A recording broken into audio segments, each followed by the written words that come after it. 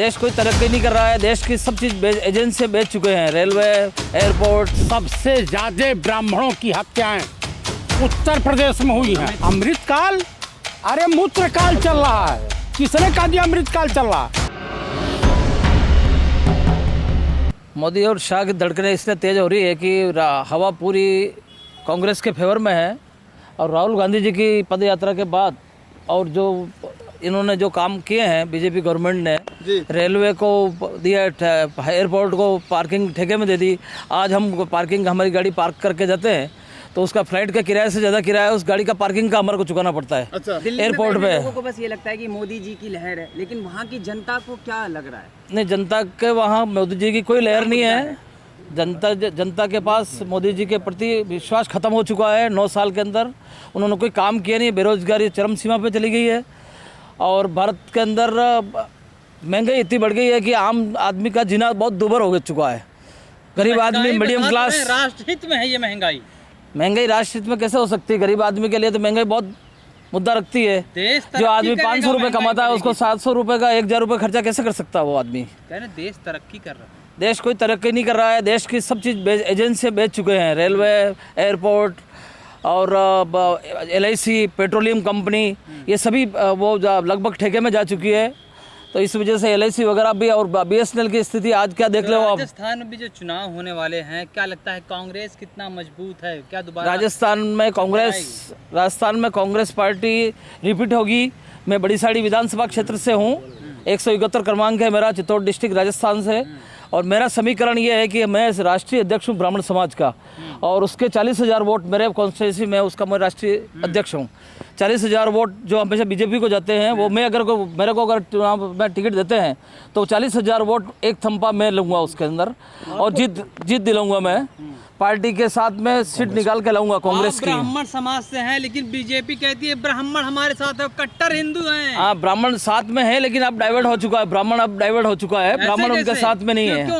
क्योंकि ब्राह्मणों का यूज किया है उन्होंने खाली। अभी यूपी के अंदर भी इनकाउंटर के अंदर 500 ब्राह्मणों को उन्होंने मारे हैं योगी जी ने। हिंदू मजबूत हो गया है बीजेपी के शासन में। हिंदू कोई मजबूत नहीं हुआ है। काल चल रहा है आप कह रहे हैं।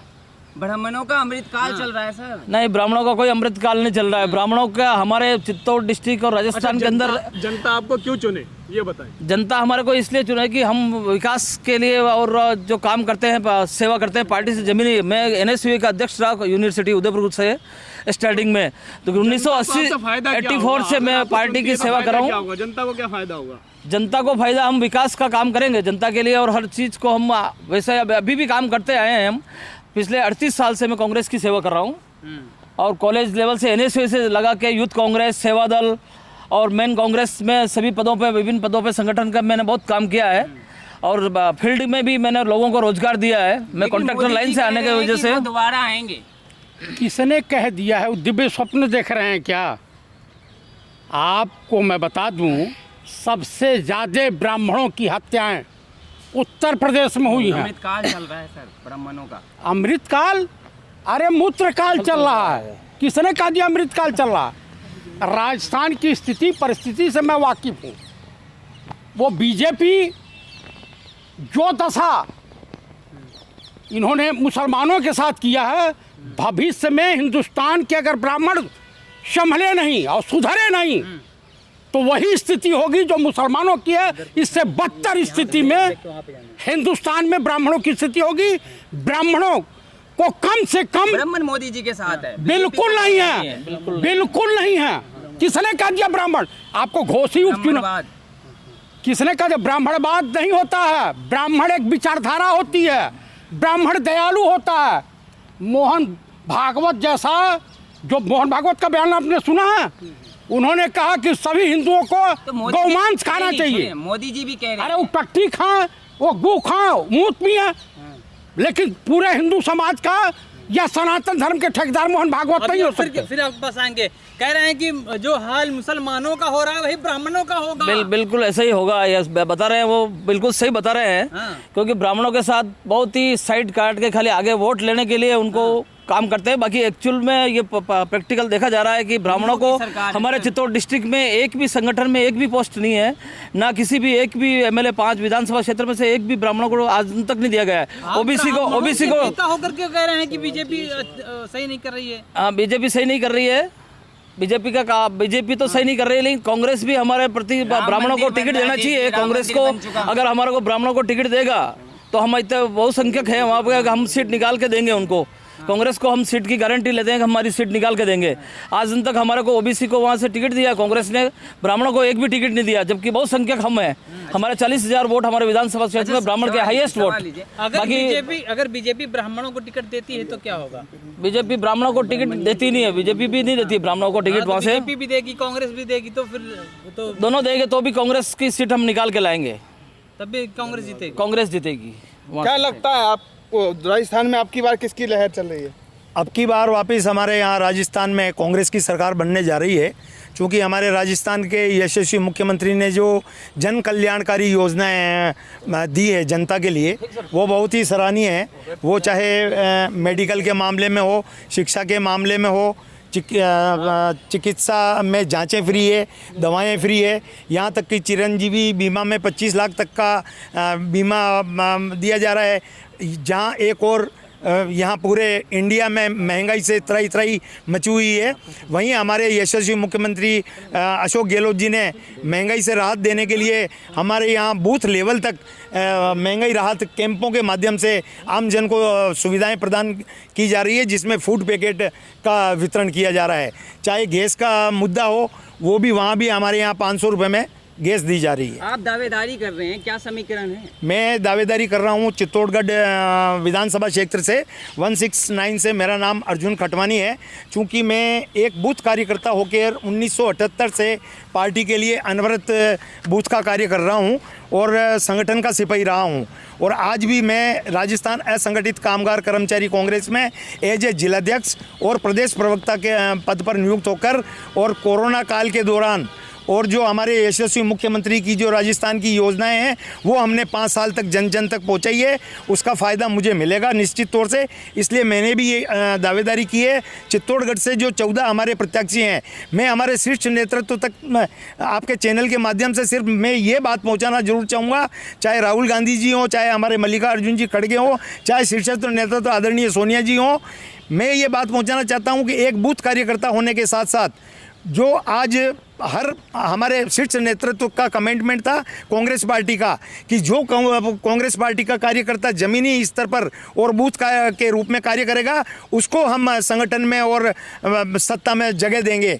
तो मेरी ये गुजारिश है कि मैं एक जाति से सिंधी हूँ, चूँकि मार्केटिंग का आदमी हूँ, संगठन में 1978 से लगातार मैं कार्यरत हूँ। सेवा दल में मैंने 15 साल काम किया है, और आज भी मैं मजदूर लोगों के हित में चित्तौड़ जिले की एकमात्र मैं शख्स हूँ जो आवाज़ को बुलंद किए हूँ। चुनाव के दौरान लगातार जो है समीकरण बताए जाते हैं, जाति भेद बताए जाते हैं, और किस जाति में कितना वोट है जो आपको सपोर्ट करता है, ये जरा इस पर विचार डालिए। मैं बिल्कुल आपको बताना चाहूँगा, आपके चैनल के माध्यम से ये कहना चाहूँगा कि आपने जो पूछी है जाति के वोट, जरूर निश्चित तौर से, चूँकि मैं जाति से सिंधी हूँ, लेकिन मेरे जाति के वोट कम है, चूँकि मैं काफ़ी समय से 1978 से संगठन से जुड़ा हुआ हूँ और संगठन में काम कर रहा हूँ। आपको जनाधार मिलेगा कैसे? मेरे को जनाधार जो मिलेगा, मैं आपको वही मैं बताना चाह रहा हूँ कि मेरे को जनाधार और मेरे जीतने के जो समीकरण हैं वो ये होंगे कि हमारे सबसे टॉप पॉइंट, मैं एक मार्केटिंग का बंदा हूँ और एक लेखक हूँ। आईना दिखाओ के नाम से मैं लिखता हूँ, क्योंकि 1978 से मैं कंटिन्यू लिखने का काम कर रहा हूँ। जाति की बात कर रहे हैं, मोदी जी जाति विहीन समाज की बात कर रहे हैं। मैं जाति की बात नहीं कर रहा हूँ। मैं जाति, हमारी वोटर्स कम है, लेकिन जो विचारधारा की लड़ाई है, हमारे राहुल गांधी जी जो कहते हैं कि हम विचारधारा की लड़ाई लड़ रहे हैं, तो हम आज भाजपा से हम जो वो सामना कर रहे हैं वो विचारधारा का कर रहे हैं। और राजस्थान की जहाँ तक बात है और मेरी चित्तौड़ की दावेदारी की बात है, तो संपूर्ण राजस्थान में हमारे यशस्वी मुख्यमंत्री ने जो काम किए हैं वो फायदा भी मुझे मिलने जा रहा है। कैसे? इसलिए चूँकि मैं 1995 में जब मैं जिला परिषद का चुनाव लड़ा था, तब मुझे महज सिर्फ संगठन की कमजोरी की वजह से मुझे हार का सामना करना पड़ा था, वो सिंपैथी भी मुझे मिलेगी और हमारे यशस्वी मुख्यमंत्री की जो योजनाएं हैं वो सिंपैथी भी मुझे मिलने जा रही है। इसके अतिरिक्त मैं बताना चाहूँगा कि मैं असंगठित कामगार कांग्रेस का जो कार्यकर्ता हूँ, मैंने बूथ वाइज हर बूथ पे मैंने अपनी कमेटियां बनाई हुई है असंगठित कामगार कर्मचारी कांग्रेस की, जो कि आज भी एक एक बूथ पे मेरे 6 कार्यकर्ता विथ मोबाइल नंबर और उनके नाम सहित मेरे पास मेंटेन है। चूंकि मैं मार्केटिंग का बंदा हूँ। सर, मुद्दा क्या होगा आपका? आप मेरा मुद्दा ये होगा चित्तौड़ की जनता के लिए, विशेष तौर से एक तो महंगाई जो है उसको लेकर, महंगाई आदमी कब निपट सकता है जब आदमी के पास अगर रोजगार है और कमाई है तो महंगाई कहीं नहीं अड़ती है। तो हमारे यहाँ मेन मुद्दा है जो जिंक है वेदांता ग्रुप का, हिंदुस्तान जिंक पुटोली में बिरला सीमेंट है, जो कि चित्तौड़गढ़ पूरा हमारा सीमेंट का हब है, और वहाँ स्थानीय जो बेरोजगार हैं उनको रोजगार नहीं दिया जाता है। और वहाँ छू लेने से बच्चे को मार दिया जाता है। कहाँ पे? राजस्थान में। कैसे? राजस्थान के भी आपने घटना सुनी होगी, इंद्र मेघवाल को पानी पीने के ऊपर, घड़ा छूने के ऊपर मार दिया गया, टीचर के द्वारा मारा गया। इसको कहाँ ले जाएंगे? नहीं, ये मुद्दा अवश्य होगा।